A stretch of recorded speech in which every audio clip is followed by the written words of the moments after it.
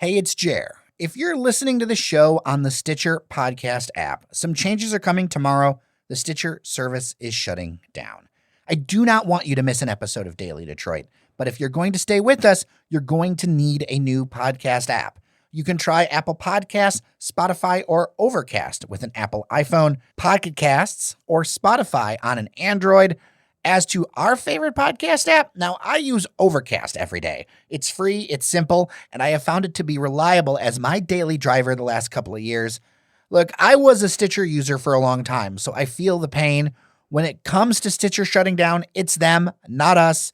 We're still making shows, so follow us. And of course, if you've got tech questions, dailydetroit@gmail.com. I or Engineer Randy will try to help you. Thanks for listening and supporting the show.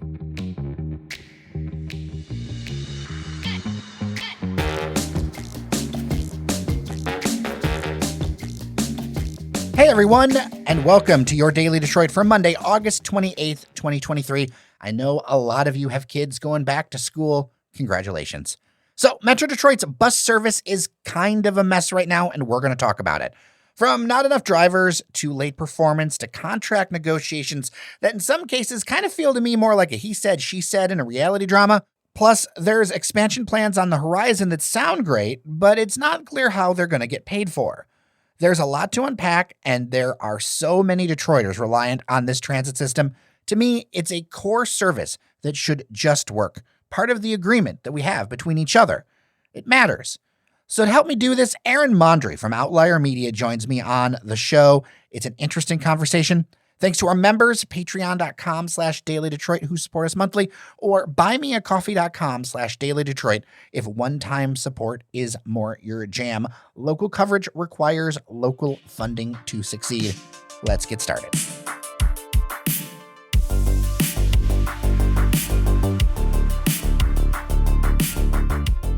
Joining me on the line, reporter for Outlier Media, Aaron Mondry. We're going to talk about a piece that I think is going to be of interest to our listeners and helps build upon coverage that has been here in a number of outlets, but frankly, Outlier's been doing some great work around transit. The piece is Detroit is reimagining the future of transportation without fixing current problems. Aaron Mondry, it's been a minute. Welcome back to Daily Detroit. So good to talk to you. Thank you so much for having me, Jared. It's good to be back. Yeah, I wish it was under better circumstances. It feels like every time we end up talking, it's something we got to work on, but I think it's important to focus on. Yeah, agreed. Sorry, I wish public transit were better in the city as well. I don't know if it's open secret, but I think it's open knowledge that there is a pretty big driver shortage with both the city and suburban systems. But you have unpacked this a lot more, and this is in the shadow, actually, of the head of DDOT leaving the position. They say they're going to stay around till October to help with the transition. Mikhail Oglesby is leaving. There's a lot swirling around transit, so why don't we set a baseline of what's happening right now as you see it? So I think the big top line thing to take away is that the Detroit Department of Transportation is about 130 drivers short of what it needs to operate at 100% capacity. That is a big number. It needs around 500. So, we're talking like a quarter or so of the amount of drivers it needs. And SMART, the suburban transit agency, is over 100 short as well. And that is forcing them to cut service. So they're operating at around 70-80% of what they were before the pandemic. So that means fewer buses, fewer routes. And the routes that they're still operating, buses don't always leave the station because if you're short drivers, that means sometimes there isn't someone to drive the bus. That accounts for about 100 missed trips a day in the city of Detroit. That can be incredibly inconvenient. Detroit still has an on-time performance of about 61%, so buses are very frequently late. Oof. And, riders we spoke to, experts we spoke to, all more or less described the situation as a crisis. We had an advocate for bus riders and transit in general, Transit Riders United, Megan Owens, on the show a little while ago. Two things. Do you sense that the problem is continuing to get worse? And their position is that low pay continues to be an issue. Do you sense that that's also an issue in keeping these drivers? I think that the driver situation objectively has gotten worse. And we wrote about this issue 2 years ago. DDOT was about 80 drivers short of what it needed. So it's lost about 50 drivers over the last 2 years. Performance-wise, DDOT says it's gotten better. It had a 71% pull-out rate 2 years ago. That means around 30% of buses are never leaving the station for their intended route. Today, that number is around 95%. Seems like a very big jump. Again, they've had to cut routes to help make up that gap. And 95% sounds like a high number. It's still not great, according to Megan Owens. She said transit agencies usually shoot for 99% or more. Again, they're still late almost half the time. And it does really come down to pay, I think. Compared to other transit agencies, DDOT and SMART have some of the lowest starting wages in the entire country of any professional driving industry. If you have a commercial driver's license, you're not going to find lower paying jobs than a bus driver in Detroit, pretty much. It does come with some benefits that maybe make it more competitive. Detroit has modestly increased its pay over the last year or so. It's now up to $16.15 an hour. Drivers can earn a $4,000 bonus if for good performance, good attendance records, which amounts to about $2 an hour. These are modest changes. Ann Arbor driver starting pay is $28 an hour. You drive for a logistics company, you're going to make $25 an hour. You drive for Amazon, you're going to make $18 an hour. So the argument from drivers is that we need better pay if we're going to stick around here. That's a pretty stunning thing. Now, to me, I feel like that also gets into a wider budget discussion. I think even before this, transit funds, they're kind of constrained as they are already. But when you're talking about pay to get close to, say, in Ann Arbor and those kind of numbers, that's a pretty big budget jump. Yeah, that's huge. And I don't know what the happy medium is there. I'm not an economist. I haven't deeply studied, what the ideal pay would be or whether or not it fits into Detroit's budget. I do know that SMART, for instance, is exploring other things they can do to make the job more attractive that would still cost the agency money, like parental leave, like student loan forgiveness plans. So they are considering other ways to spend money to attract drivers, when I think what we're hearing from, say, the bus driver union is that they're really just looking for more pay. And a very simple comparison between their job and other potential jobs they could have is not favorable. Well, and there's kind of two sides to the story here. Going deeper, you're talking about the union. One side saying there's negotiations happening. The other one says that there isn't. What's going on here? Yeah, that was pretty interesting. Both DDOT and SMART says they are negotiating with the union on a new contract. The current contract expires in 2025. That's too far in the future to maintain the status quo. And the head of the bus drivers union, Trotron Collier, told us that no, they were not negotiating, or rather, they are not negotiating in earnest. Basically, the union wants the agencies to just consider pay increases. And instead, he said that the agencies are requiring concessions on the union's behalf in order to get those pay increases. I'm not sure exactly what those are, but he was pretty emphatic about it. He said they're not negotiating in good faith. There's a transit crisis in the city. We can't attract more drivers unless we increase pay. The city just needs to do that. Is the city and SMART actively losing drivers? Are they able to maintain? What's going on with that? They have lost drivers over the last 2 years. I haven't looked at like a month-to-month trend line to see if that's still continuing. I got different responses from both the city and the union. The city said they had their best month of recruitment ever. They had 44 enrollees this month, and they are very confident they'll be able to fill all of their vacancies by the end of the year. The union, on the other hand, said that they may hire 100 people, but 25 of them are going to stay on the job. I think that, people, when they decide to take on the training, the training is 12 weeks, I believe, and you make less pay while you're being trained. They know what the pay is going to be once they start. So I don't think people are starting training not knowing what they're going to get paid. Ultimately, this is a hard job. It is based on seniority. So the longer you've been there, the more flexibility you have to determine your schedule. And you are dealing with people all day long. And that can be hard. You've got to keep a bus full of people calm and happy, and not everybody is all the time. I don't know, if you've ridden a bus in this town, things can sometimes get rowdy. It happens.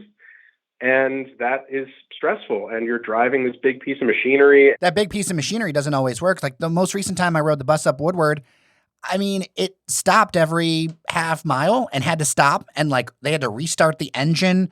The door would get stuck. It was full of people. People were frustrated because of it. The driver was frustrated.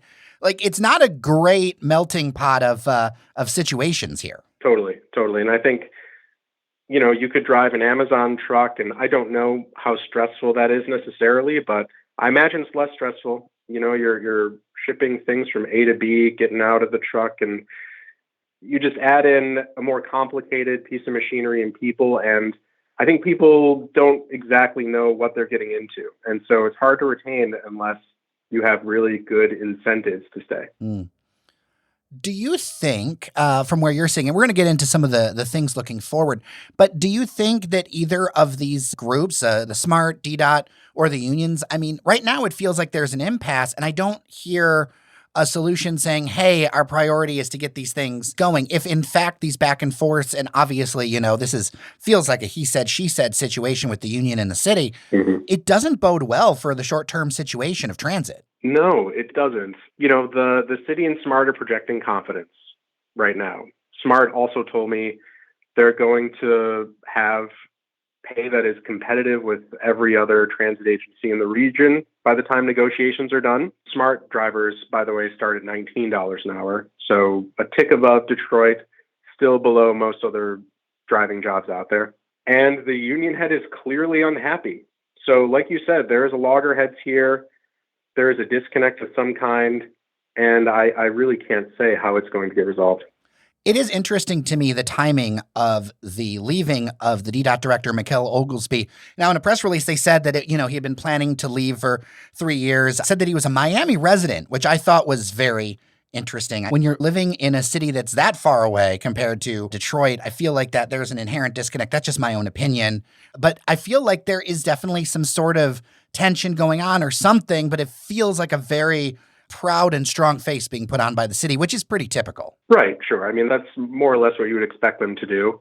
And, I do want to say that this is a challenge a lot of transit agencies around the country are facing.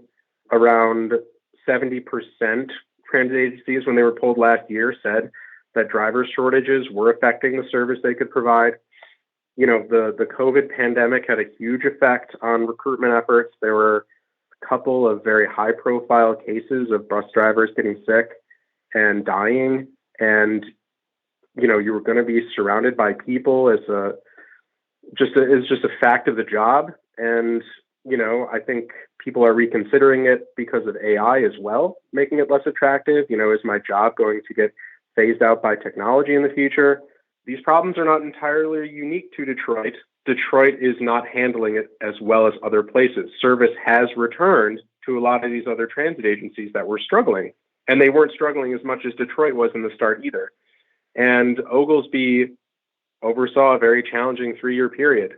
He came in at probably the worst time imaginable. I think it was in May 2020, and he really wasn't able to improve the situation here.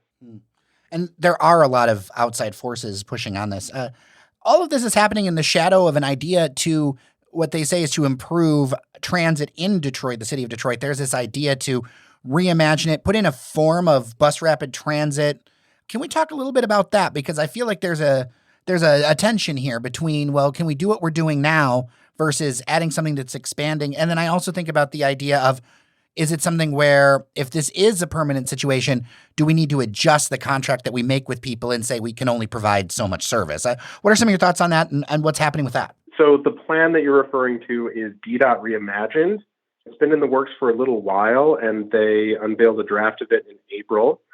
And like you said, it's going to greatly increase the frequency of pretty much every bus route in the city of Detroit. 6 of the most traffic routes will see a bus every 10 minutes. And on Woodward, it'll be every 7.5 minutes. And Nowadays, you sometimes have to wait an hour for a bus, but on no route will you have to wait more than 30 minutes. It's going to be 24/7, whereas now a lot of routes stop at like 3 or 4 in the morning, I forget. The idea is to increase the reliability, the frequency, to make it much, much easier to ride the bus. Because if you're trying to catch a bus that comes once every 30 minutes and you miss it by just a few minutes, then you're going to be sitting there for another 30 minutes. And then if that bus never shows up, which happens somewhat frequently, then you're going to be waiting an hour or longer. This is a plan that's been, I think, needed for a while. Transit experts really applauded it. They thought it was a well thought out plan. They've been asking for a lot of these reforms for a long time. The only catch is that it's going to require them to hire significantly more drivers by the city's own admission. You're running buses more frequently. You need more drivers. Maybe I misunderstood the plan a little bit, because I think to me, I looked at it and went, oh, there's a reorganization of where the buses go. But you're saying it's also going to need more people to pull it off. Yeah, that's right. There's not going to be the same number of trips every day as there are now. There's going to be many more trips. So they're cutting 6 lines, but they're increasing the frequency of every other line that will still exist, some of them by more than double. Yeah, there are going to be a lot more trips. They're going to need to hire a lot more drivers. They didn't tell me an exact number. The current plan is, I think they're very optimistic here, but their current plan is to hire enough drivers by the end of the year to fill all the vacancies they currently have, unveil a final draft of that plan around that time, then slowly up the number of drivers they have over the next few years and implement this plan gradually during that time. That's an ideal. I think it's going to be hard just to get to the needs that they have right now, especially without increasing pay. Without increasing pay, I really don't see how they do it. But the city is saying that they will. Well, with the budget being what it is, and I mean, things are not in the situation they were before, like, bankruptcy days and things like that. But it strikes me that there would have to be some funding identified for this. Has there been anything shared about funding? Council being on board with appropriating that funding? Where is that going to come from? This isn't the kind of thing that I would think that would be funded with ARPA dollars, which is a one-time thing. This feels like this is an ongoing investment that would require an additional amount of money than what we're spending now. That's a great point. Yeah, I mean, I think DDOT's budget would have to go up for sure. That's not something I looked at for this article, so I don't know. I can't recall hearing any discussions in council or identifying other funding sources. The city didn't say anything like that to me while we were talking for this article, so I'm not entirely sure. Is there anything that you notice before I let you go that is maybe different between the city and the suburb situation beyond the pay disparity? Do you think one or the other has got a little bit better chance of wrangling through this? I mean, I don't want to put them head to head, but more of like, since we have 2 agencies and we serve a regional area, looking at what the situation is on the ground. It's hard to say. I mean, right now, like you said, SMART pays a little bit more. Their driver shortage is, well, severe, not quite as severe, I suppose. Their return service is slightly better. They're at 80%, the city's at 70%. I don't know what their pullout rate is. They also have a bigger budget. DDOT's is, like 80, 85 million. SMART's more than 100 million, something like that. I don't know. Maybe SMART is slightly better positioned. It really all depends on how these contract negotiations go, though, I think, because you have a very direct comparison here. They kind of operate in a similar area. So if you live in Southeast Michigan, you could work at either agency. And are the benefits going to be more attractive at one or the other? So what are the next steps that listeners need to look out for? And what are you going to be looking for going forward with your coverage that people can look out for? Well, we're definitely going to be checking in at the end of the year to see where those hiring numbers are. The city gave themselves a benchmark, essentially. So let's see how they meet it by year's end. It'll be interesting to see the final version of DDOT Reimagined. And if they outline a more explicit plan for implementation, how they're going to phase it in, how long they expect it to take. And then obviously the contract negotiations. Neither agency said when they hope or expect that those will end. But I think it's really important that they do it quickly and soon, because they need more drivers. They need lots more drivers, and they need to do it ASAP, especially the city. If they're really going to implement this plan, they need to improve the situation today. Yeah, and I can't help but think of the solutions that individuals are having to come up with to go to work, Like this is basic stuff that a city and urban area, whether it's, smart or DDOT, these are basic services I think everyone expects at least a basic level to produce, but people still got to go to work in the meantime, right? Like you're going to lose your job if you wait for these negotiations to finish without a different solution. You know what I mean? You're absolutely right. Yeah, we haven't talked about the impact on riders, and we shouldn't take it for granted. It's huge. A lot of people in this town, around a third, don't own a car in the Motor City. So these are people that rely on public transit to get around every single day, to get to jobs, to get to doctor's appointments, to get their medications. If they have to plan out a 2-hour round trip to go to their doctor's appointment, and that's in an ideal scenario, that's a problem. A lot of people who take the bus are seniors on fixed incomes, and they can't afford to take an Uber if their bus doesn't arrive. Their bus pass that lasts them the whole month is probably close to a single Uber trip. So this is having a very real impact on people's lives every day. Aaron Mondry, Outlier Media, thank you so much for spending some time with us. And I'm sure we will talk again as this develops. I think it's a very important story for the future and, frankly, the current situation of Detroit and Metro Detroit. Thanks, Jay. It was good talking to you.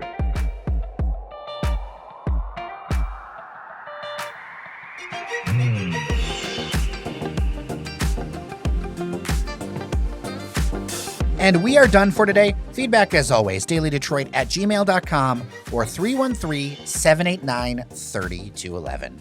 I am Jer Stays. Fletcher Sharp joins us tomorrow to talk Lions and changes with the Detroit City FC front office for next season and a whole lot more. Thanks for listening. Remember that you are somebody and come back daily to keep up with what matters and what's interesting in Metro Detroit. Talk tomorrow.